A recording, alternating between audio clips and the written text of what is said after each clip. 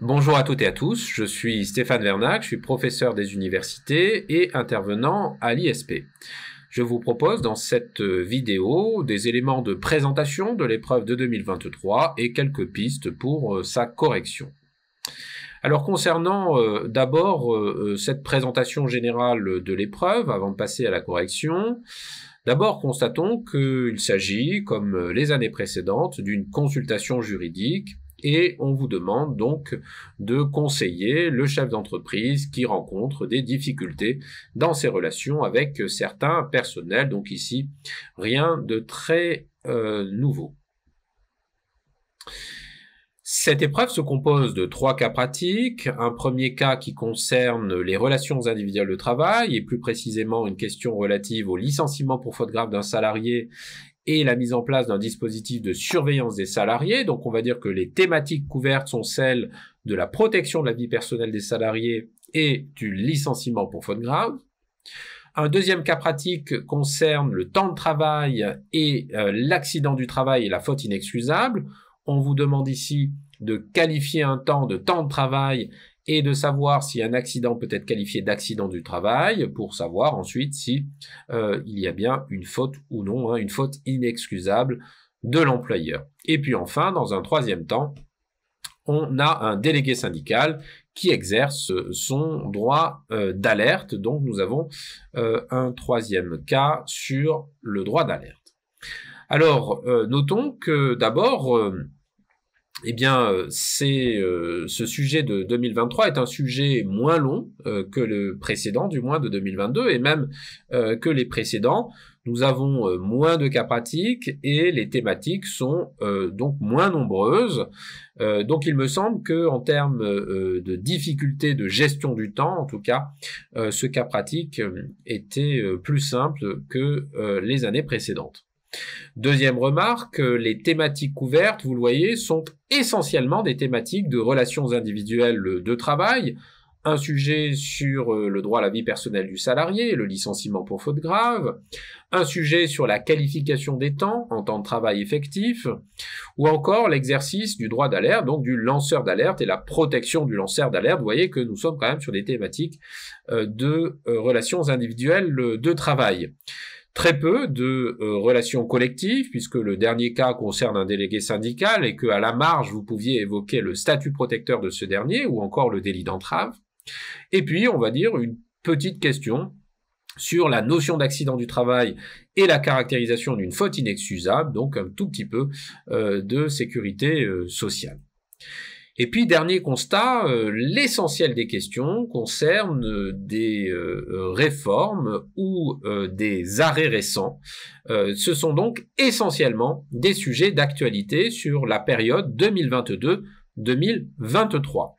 Donc attention, il s'agit bien de sujets qui sont essentiellement des sujets qui sont liés, inspirés de l'actualité et sur lesquels sont attendues en particulier des décisions récentes de la Cour de cassation. Alors, commençons par le premier cas. Nous avons un employeur qui vous expose la situation d'un salarié qui ne cesse de s'absenter ou de téléphoner pendant ses heures de travail, et l'employeur met en place un système, une caméra de vidéosurveillance, après information des élus et du salarié, caméra qui le filme en permanence, qui filme la salle de cuisson où le cuisinier est le seul à travailler, et les enregistrements, manifestement, font apparaître les manquements de ce salarié. Il est licencié pour faute grave, et donc le salarié conteste d'une part son licenciement pour faute grave, et d'autre part, il invoque une atteinte à la dignité à travers la mise en place de ce mode de surveillance. On vous demande si ces demandes ont des chances de succès. Vous aviez donc ici 2 questions distinctes à examiner. Une question qui concerne la contestation de la faute grave, le bien fondé de ce licenciement finalement, et puis une question relative à l'atteinte à la dignité, puisque ce salarié demande une indemnisation complémentaire. Concernant la contestation de la faute grave, finalement, on pourrait rapidement évacuer un sujet qui est celui de savoir si le fait qu'un salarié s'absente pendant son temps de travail ou téléphone à des fins personnelles pendant son temps de travail est constitutif d'une faute ou d'une faute grave. Évacuer assez rapidement cette question assez simple. le refus du salarié d'exécuter son travail pendant son temps de travail constitue un manquement du salarié à ses obligations professionnelles, ça va de soi, et même constitue un manquement empêchant la poursuite du contrat de travail. Elle rend impossible la poursuite du contrat de travail, c'est-à-dire que ce manquement constitue une faute grave dans la jurisprudence. Là, il n'y a rien de compliqué. Rappelez également que le risque de la preuve pèse sur l'employeur, donc si un doute subsiste, il repose sur l'employeur, donc tout va dépendre de la question de savoir ici si l'employeur est en mesure de prouver cette faute grave.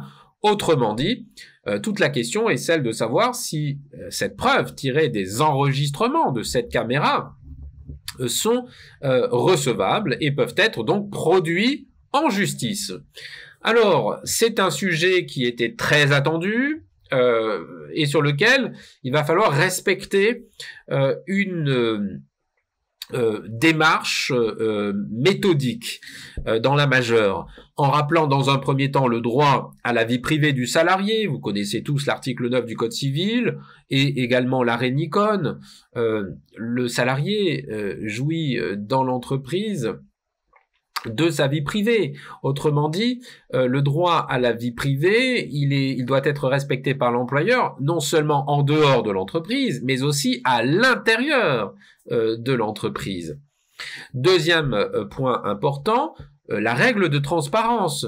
L'employeur qui met en place un dispositif de surveillance doit informer préalablement les représentants du personnel ainsi que le salarié individuellement. Donc sur ce point-là, il fallait brièvement rappeler les règles.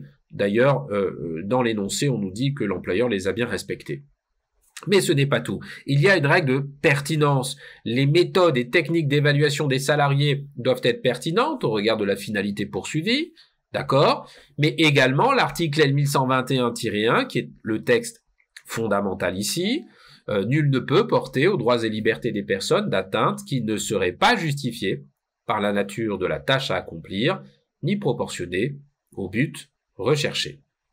Donc attention, un dispositif de surveillance ne doit pas porter d'atteinte qui serait injustifiée et disproportionnée. Alors, quatrième étape dans cette majeure, vous voyez qu'il faut être très méthodique, il y a la question maintenant de la preuve.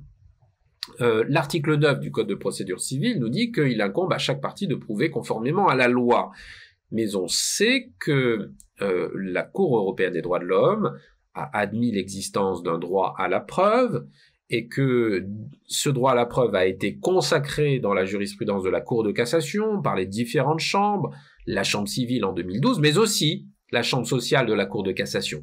Et quel est l'apport du droit à la preuve en droit du travail?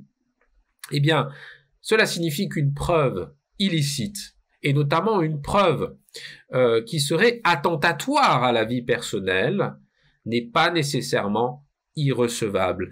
Il convient pour le juge de mettre en balance le droit à la preuve et le droit à la vie personnelle du salarié. Et donc c'est cette mise en balance que le juge doit faire, notamment depuis, vous l'avez sans doute vu, un arrêt Petit Bateau de 2020, du 30 septembre 2020, ou encore un arrêt Manfrini du 25 novembre 2020. Donc rappelez cette évolution du droit à la preuve et également un arrêt qui probablement a inspiré les rédacteurs de ce sujet, puisqu'un arrêt de 2021 portait sur la mise en place d'une caméra de surveillance dans les cuisines, dans la cuisine dans laquelle travaillait un seul cuisinier, et cette caméra le filmait en permanence. Les juges ont considéré que cette caméra apportait une atteinte disproportionnée au but poursuivi par l'employeur, ici la sécurité des personnes, et que donc cette atteinte rendait cette preuve irrecevable. Donc attention, si une caméra apporte une atteinte disproportionnée au but allégué, eh bien dans ce cas-là, cette preuve a été ici jugée comme irrecevable et ne pouvait être produite en justice. Également, un arrêt du 8 mars 2023 vient alors rajouter des choses, c'est comme ça dans la jurisprudence, c'est par vagues successives. la Cour de cassation vient en quelque sorte clarifier la démarche du juge, qui effectivement est assez obscure finalement, en nous disant que lorsqu'il y a un risque de preuve illicite, attentatoire à une liberté du salarié, que doit faire le juge? 3 contrôles. Premier contrôle, il doit examiner la légitimité du contrôle opéré par l'employeur, c'est-à-dire est-ce qu'il existe une bonne raison pour l'employeur de mettre en place cette caméra. Deuxième contrôle, est-ce que l'employeur n'avait pas d'autres solutions moins attentatoires à la vie personnelle, plus respectueuses de la vie personnelle? Troisième contrôle, le juge doit vérifier le caractère proportionné de l'atteinte au regard du but poursuivi par l'employeur. Donc attention, si dans cette affaire du 8 mars 2023, l'employeur, par exemple, ici disposait d'un autre moyen de preuve, un audit, dans ce cas-là, l'enregistrement n'était pas indispensable à l'exercice du droit à la preuve de l'employeur. Voilà les quelques rappels qui me semblent être importants dans ce cas pratique. Dans notre affaire, nous avons bien respecté le principe de transparence. L'employeur a informé préalablement les élus et le salarié. Toute la question va être de savoir si l'employeur respecte le principe de pertinence et si donc la preuve pourra être admise. Et notamment, on constate que cette caméra porte atteinte à la vie privée du salarié. Encore une fois, le salarié a le droit, même à l'intérieur de l'entreprise, au respect de sa vie privée. Deuxième remarque, on constate que cette caméra filme le salarié en permanence et que le salarié est le seul dans la cuisine. Donc on peut se demander si cette atteinte est justifiée et proportionnée. Alors, si on reprend la méthodologie de l'arrêt du 8 mars 2023 que je viens d'évoquer, le juge va regarder s'il y a de bonnes raisons de mettre en place cette caméra. Manifestement oui. Le juge va vérifier, parce que le salarié ne cesse de s'absenter ou de téléphoner, bon, le juge va regarder s'il n'y avait pas d'autres solutions moins attentatoires à la vie personnelle. Est-ce qu'il n'y avait pas un autre contrôle possible? Et puis également, est-ce que cette caméra poursuit un but qui est proportionné? En tout cas, est-ce que c'est une atteinte qui est proportionnée au but poursuivi, plus exactement? Donc c'est un contrôle que va opérer le juge. Rappelons que les consultations juridiques sont ouvertes et que vous le voyez, tout n'est qu'affaire d'appréciation de la part du juge. Autrement dit, on pourrait ici considérer, en s'inspirant de l'arrêt de 2021 et de 2023 que je viens d'évoquer, que cette atteinte à la vie privée du salarié par cette caméra qui filme en permanence le salarié est disproportionnée au but poursuivi, d'autant que manifestement l'employeur a connaissance de cette situation, que son chef de service l'a à plusieurs reprises déjà en quelque sorte rappelé, averti. Autrement dit, ici, est-ce qu'il n'y a pas d'autres moyens de preuve moins attentatoires de la part de l'employeur, notamment un témoignage de ce chef de service? En tout cas, vous voyez que le juge pourrait bien, alors restons prudents, considérer que cette preuve est irrecevable dans cette affaire. Et si la preuve est irrecevable, et si elle est l'unique preuve, c'est-à-dire si cet enregistrement ne peut être produit en justice et que l'employeur ne produit aucune autre preuve, alors ce licenciement sera sans cause réelle et sérieuse et le salarié pourra percevoir l'indemnité compensatrice de préavis qu'il n'a pas pu exécuter, puisqu'il est licencié pour faute grave, et les congés payés sur cette période de préavis, l'indemnité de licenciement, légale ou conventionnelle, et l'indemnité pour licenciement sans cause réelle et sérieuse de l'article L 1235-3, par application du barème prévu par ce texte, jugé conforme à la convention OIT numéro 158, article 10, par la Chambre sociale le 11 mai 2022. Bien sûr, tout ça, c'est dans l'hypothèse où la preuve est irrecevable et si l'employeur ne dispose d'aucun autre mode de preuve pour prouver le comportement du salarié. En revanche, si cette preuve est jugée recevable ou si du moins l'employeur dispose d'autres modes de preuve de ce comportement de ce salarié, le licenciement pourra être jugé comme justifié. Donc vous voyez que il faut absolument rester ouvert dans, me semble-t-il, la solution à retenir. Alors, ce n'est pas tout, le salarié demande une indemnité complémentaire au titre de l'atteinte à la dignité. Alors, sur ce sujet, en réalité, cela, me semble-t-il, renvoie aux demandes qui sont formées par des salariés en réparation d'un préjudice lié au caractère vexatoire d'un licenciement, lié à l'atteinte à la dignité. Alors, est-ce qu'un salarié peut demander réparation d'un préjudice du fait d'un caractère vexatoire d'un licenciement ou d'une atteinte à la dignité, ce qui veut dire la même chose? On attendait simplement de vous que vous rappeliez le droit du salarié d'obtenir réparation du préjudice subi du fait du caractère vexatoire de son licenciement, dès lors que le salarié en rapporte la preuve, et cela indépendamment du bien fondé de ce licenciement. Autrement dit, même si ce licenciement repose véritablement sur une faute grave, le salarié pourra obtenir réparation du préjudice qui serait lié au caractère vexatoire des circonstances de ce licenciement. En revanche, le seul fait qu'il y ait une atteinte disproportionnée à sa vie privée, en tant que telle, me semble-t-il, ne constitue pas la preuve du caractère vexatoire de ce licenciement ou d'une atteinte à la dignité.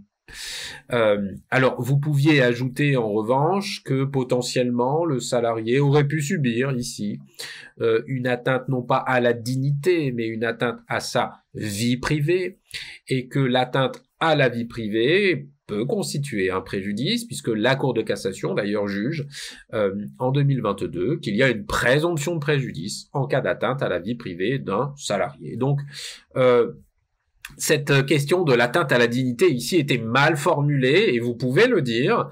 Il n'y a pas d'atteinte à la dignité, il n'y a pas ici de caractère vexatoire manifestement de ce licenciement, nous n'avons aucun élément en ce sens. En revanche, peut-être que le salarié, en réalité, souhaite demander réparation du préjudice qu'il a subi du fait de l'atteinte à sa vie privée. Et ici, oui, dans la jurisprudence, l'atteinte à la vie privée cause nécessairement un préjudice au salarié, et le juge en évaluera le montant. Voilà pour ce premier cas, mais voyez qu'il est noté sur 5 points, donc il ne fallait pas non plus y passer 2 heures. Deuxième cas, sur 10 points, donc beaucoup plus complexe. Il y avait ici 2 sujets. D'abord, une demande concernant la requalification des temps de trajet entre le domicile du salarié et les sites des premiers et derniers clients, s'agissant d'un salarié itinérant en temps de travail effectif. Le salarié souhaite démontrer que ces temps de déplacement sont du temps de travail effectif, notamment parce qu'il passe des coups de fil téléphoniques professionnels dans son véhicule à l'aide d'un système Bluetooth intégré à son véhicule. Cette demande a été acceptée par l'employeur, mais à compter du 1er décembre 2023, alors que le salarié, nous dit-on, page suivante, a été embauché en 2017. Donc, première question, la qualification de ces temps et la reconnaissance d'un temps de travail effectif. Et puis, deuxième question, nous indique que ce salarié, pendant ce déplacement, a subi un accident de la circulation, considéré au départ comme un accident de trajet, mais dont on va se demander, bien sûr, s'il ne constitue pas en réalité un accident du travail, et si il n'y a pas en réalité une faute inexcusable de l'employeur. Donc, 2 parties. Vous voyez, on nous demande si ce salarié peut demander le paiement comme temps de travail de ses déplacements, et s'il peut obtenir requalification de son accident en accident du travail avec faute inexcusable de l'employeur. Voilà les 2 parties qui sont très clairement suggérées dans l'énoncé, et je vous conseille bien sûr de respecter les parties telles qu'elles sont suggérées dans l'énoncé. S'agissant du grand 1, la demande tenant au paiement de ces temps de déplacement entre le domicile et les sites des premiers et derniers clients, peut-être noté sur 5 points, nous n'avons pas le détail des barèmes. Il fallait distinguer, à mon avis, plusieurs questions ici, très implicitement suggérées. D'abord, savoir si ces temps de déplacement sont du temps de travail effectif. Ensuite, savoir qui prouve l'étendue de ces temps, comment on va ensuite payer ce salarié, et combien, est-ce que la preuve repose sur le salarié. Et puis, il y a une 3e question qui concerne, me semble-t-il, le point de départ des demandes, puisqu'on nous dit que ce salarié demande paiement de ces temps depuis son embauche en 2017, alors que l'employeur ne les reconnaît comme temps de travail que depuis le 1er décembre 2023. Donc vous voyez qu'il y a un problème quand même sur le point de départ de ce droit du salarié qui n'est pas négligeable. Alors concernant la première question sur la qualification des temps, c'est un sujet qui était hyper attendu parce qu'on a eu un arrêt en 2022 et en 2023 sur la requalification des temps de déplacement des salariés itinérants, donc c'était très attendu. Est-ce que ces temps de déplacement entre le domicile et les sites des premiers et derniers clients pour les salariés itinérants peuvent s'analyser en un temps de travail effectif? La majeure, eh bien, c'est à la fois les textes du Code du travail sur le temps de travail effectif L3121-1 et L3121-4 sur le fait que les temps de déplacement ne constituent pas en principe du temps de travail effectif. Mais surtout, il fallait rappeler l'évolution jurisprudentielle qui a pour point de départ la jurisprudence de la CJUE, l'arrêt TICO de 2015, qui nous dit que ces temps-là constituent, au sens de la directive de 2003, du temps de travail effectif au sens de la directive, j'insiste, c'est-à-dire pour l'application des seuils, durée minimale de repos, durée maximale de travail. Mais attention, la Cour de cassation en 2018 n'avait pas du tout retenu cette solution. Elle ne l'a retenue que par un revirement de 2022, dans lequel elle considère, en s'alignant en quelque sorte sur la jurisprudence TICO et en l'appliquant à la rémunération, que oui, ces temps-là constituent du temps de travail effectif, non seulement au sens de la directive, on le savait déjà, mais aussi pour l'application de la rémunération du salarié, au sens de l'article L3121-1 du Code du travail, à la condition que ces temps-là, bien sûr, répondent aux critères du temps de travail effectif, c'est-à-dire un temps pendant lequel le salarié est à la disposition permanente de son employeur et ne peut vaquer librement à des occupations personnelles. Voilà les éléments qu'il convenait, me semble-t-il, de rappeler, et en indiquant qu'il s'agissait bien d'un salarié itinérant, qu'il s'agissait bien de déplacement entre le domicile et les sites des premiers et derniers clients, et que pendant ce temps-là, eh bien, manifestement, le salarié ne pouvait pas vaquer librement à des occupations personnelles, que l'employeur l'encourageait à appeler les clients. Donc finalement, eh bien, il pourrait être démontré que ces temps-là constituent du temps de travail effectif, et notamment peut-être des heures supplémentaires. On ne sait pas ici si c'était un salarié à temps plein ou à temps partiel, et si du coup, ces heures ne doivent pas être payées en heures supplémentaires. Il y a un deuxième sujet maintenant qui se pose en pratique, qui sera incontournable. Qui va devoir prouver le volume de ces heures de travail? Eh bien, rappelons qu'il y a des règles sur la répartition de la charge de la preuve des heures de travail accomplies dans le Code du travail, L3171-4, et surtout, par application de la jurisprudence de la Cour de justice CCOO de 2019, la Cour de cassation nous dit attention, le salarié doit présenter des éléments précis à l'appui de sa demande de paiement d'heures accomplies, mais il incombe à l'employeur de justifier des horaires effectivement accomplis par le salarié. Donc, vous voyez, la charge de la preuve repose sur l'employeur. Ça, c'est hyper important. Donc, dans notre affaire, il faudra bien indiquer à notre employeur que le salarié pourra présenter une demande de paiement devant le juge, mais qu'il incombera à l'employeur de rapporter la preuve des horaires qui sont effectivement réalisés, et qu'il n'a peut-être pas mis en place de système de mesure de ces temps de travail-là. Donc l'employeur s'expose à une demande importante de la part du salarié et qu'il ne pourra pas contredire si l'employeur n'a pas mis en place de système de mesure de ces temps de travail. Il y a un troisième sujet qui était, à mon avis, ici incontournable, mais attention, assez complexe, le point de départ des demandes. Le salarié demande à ce que ses heures soient payées depuis 2017, l'employeur ne le reconnaît que depuis le 1er décembre 2023. Quel est le point de départ de ce droit du salarié? Bien sûr, on pourra rappeler les règles de prescription de 3 ans, mais vous savez que la prescription court à compter du jour où celui qui l'exerce, le salarié, a connaissance ou aurait dû avoir connaissance des faits qui lui permettent de l'exercer. Vous savez aussi qu'un revirement de jurisprudence, par essence, est rétroactif, et que donc nul ne peut se prévaloir d'un droit acquis à une jurisprudence figée. Autrement dit, le salarié peut invoquer, même pour une période antérieure au revirement de jurisprudence, les acquis de cette jurisprudence nouvelle. Voilà. Donc, quelques brefs rappels, tout ça pour nous dire, voilà, dans les faits, que ce revirement vaut aussi pour le passé, et y compris pour la période qui est antérieure au recrutement de notre salarié en 2017. Pourquoi? Parce que le point de départ du revirement de jurisprudence de 2022 consiste à dire que ces règles nouvelles, à savoir ce temps de déplacement doit être considéré comme du temps de travail effectif, font corps avec les textes. Vous savez que la jurisprudence nouvelle est rétroactive, elle vient en quelque sorte s'incorporer au texte. Quel est le point de départ finalement de ces règles nouvelles? On pourrait dire que c'est l'entrée en vigueur de la directive, ou du moins l'expiration du délai de transposition de la directive de 2003, ou alors on pourrait simplement dire que cette règle nouvelle vaut depuis l'arrêt TICO de 2015. C'est un débat qui reste ouvert, mais peu importe, vous pouvez dire ici que, quoi qu'il en soit, cette règle nouvelle adoptée par la Cour de cassation en 2022 vaut aussi pour une période antérieure à 2022, et notamment depuis au moins la jurisprudence TICO, ou à tout le moins même depuis l'entrée en vigueur de la directive de 2003 et du moins l'expiration de son délai de transposition. Bref, avant 2017.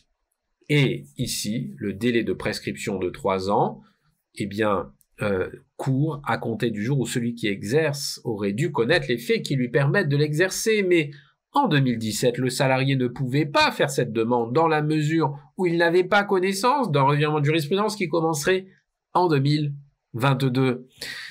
Bref, le salarié pourrait obtenir paiement des sommes depuis son embauche.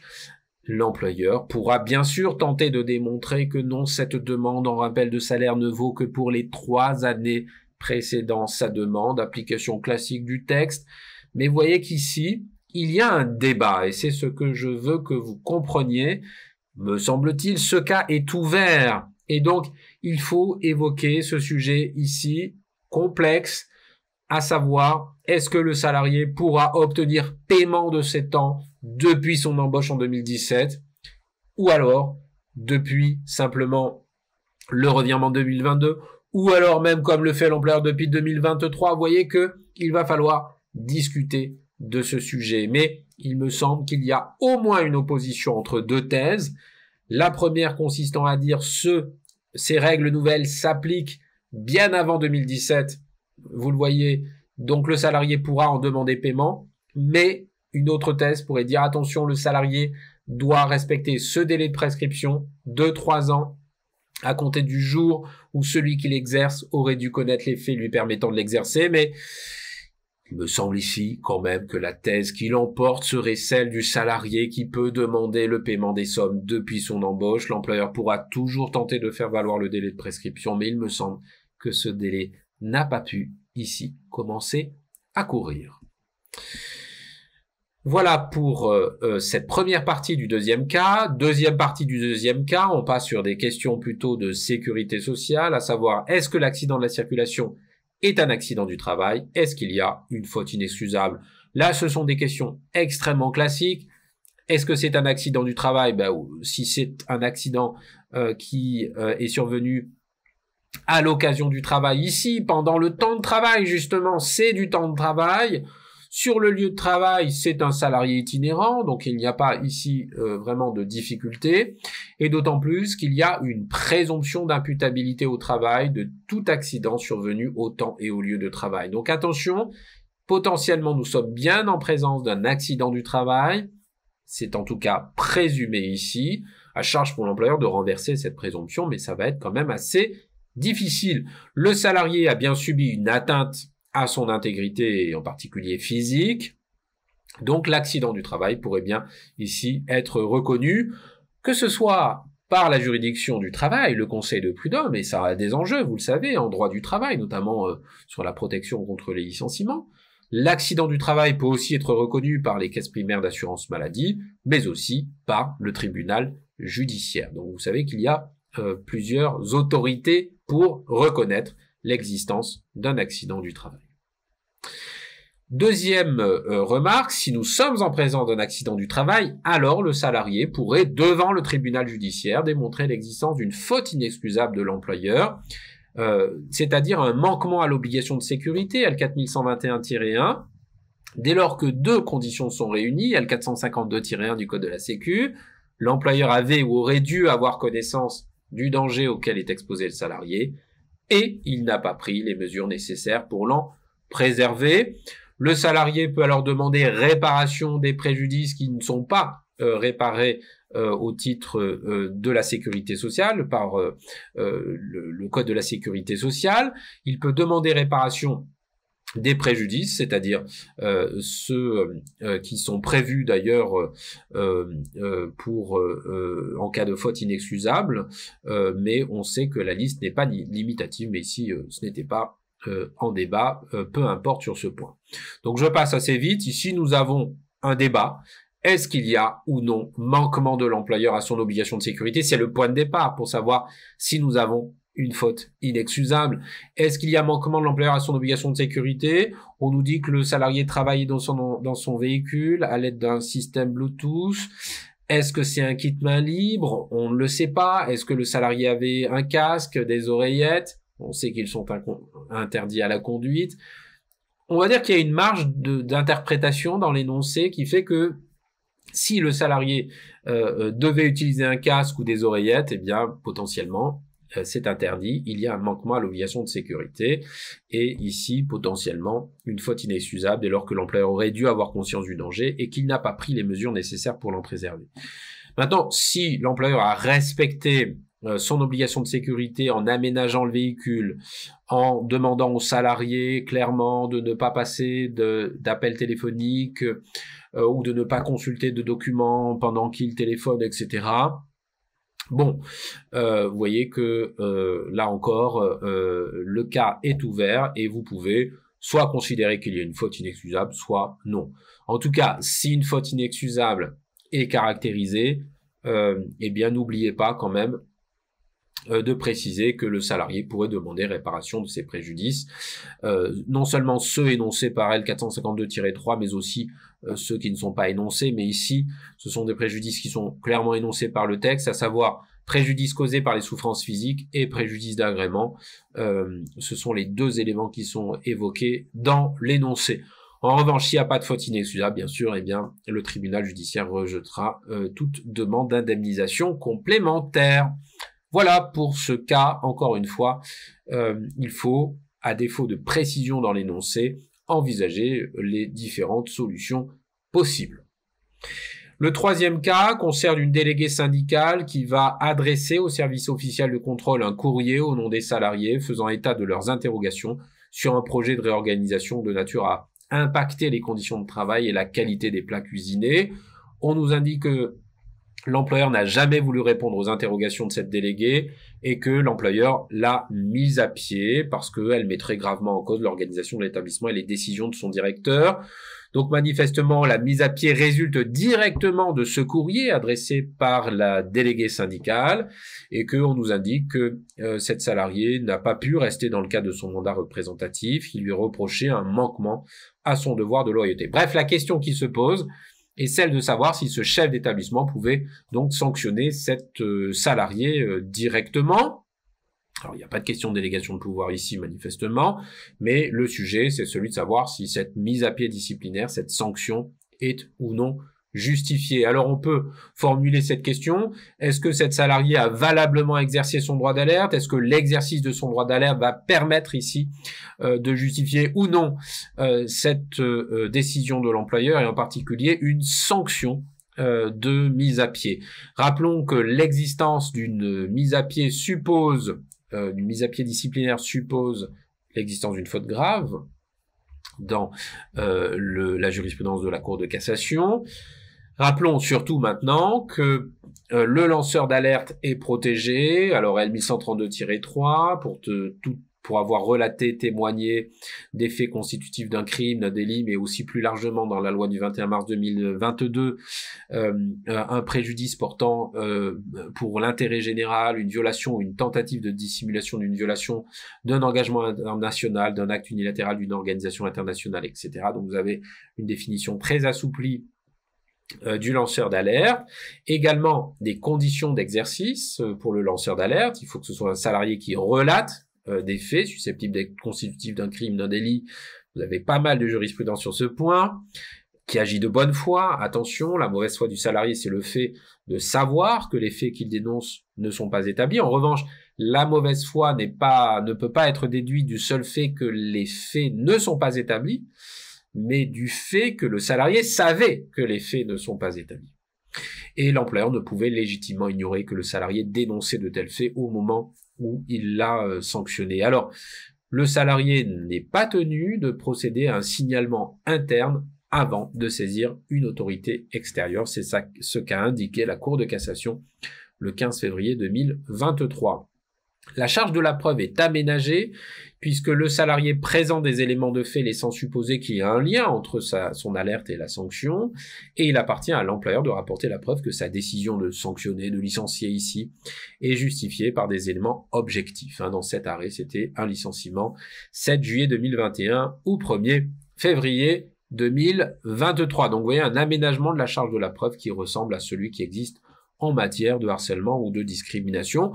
Et puis rappeler enfin dans la majeure le statut protecteur du délégué syndical. Alors l'employeur peut mettre à pied un délégué syndical, il n'a pas besoin de solliciter une autorisation préalable, donc même si c'est un salarié protégé, pas d'autorisation préalable de l'inspecteur du travail, mais attention à 2 points. D'abord, l'employeur ne peut pas imposer une mise à pied disciplinaire à un salarié protégé, il faut son accord. Cela résulte de son statut protecteur. Et deuxième point, attention, pendant la mise à pied, le salarié doit pouvoir exercer toujours son mandat. Donc l'employeur ne peut pas l'empêcher d'exercer son mandat pendant la mise à pied.